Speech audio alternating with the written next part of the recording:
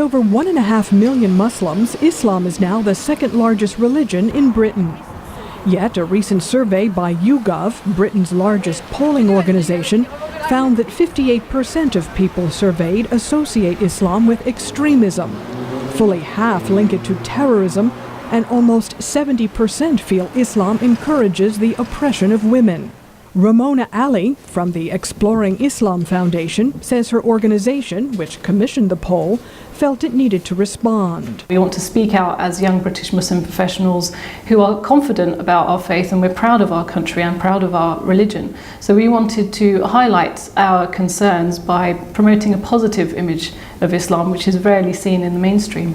The groups inspired by Mohammed posters are now on view all around London, including in stations of the Underground and at bus stops. They feature Muslims who work in a variety of professions and who say they believe in women's rights, protecting the environment and social justice, as did the Prophet Muhammad. Douglas Murray is from London's Centre for Social Cohesion, a nonpartisan research institute. He is a critic of the campaign.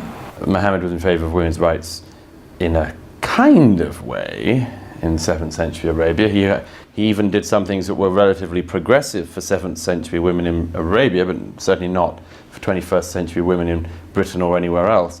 And a better example perhaps, of a complete lack of context and a sort of almost amazingly glib attempt to revise history is the attempt that Muhammad was the first sort of environmentalist. The campaign organizers say the Prophet promoted respect for the environment, encouraging water preservation, for example.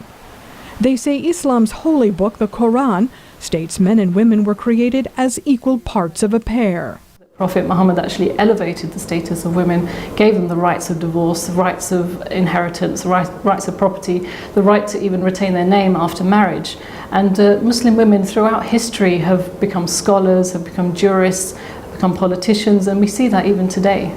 The campaign coincides with the 5th anniversary of coordinated suicide attacks on London's transportation network. The bombings killed 52 people, including the 4 Muslim bombers. Those attacks are still fresh in the public's mind. Ramona Ali did not address the bombings directly. She said she hopes the poster campaign will help Britons see Muslims in a new light. So it was important for us to, as British Muslims, to convey that we have the same values, we share the same concerns. The foundation says its campaign is a success. It says its Facebook page has thousands of fans and that its website has received hundreds of thousands of hits in the few weeks since the posters went on display. For Ollie Barrett in London, I'm Deborah Tate, VOA News.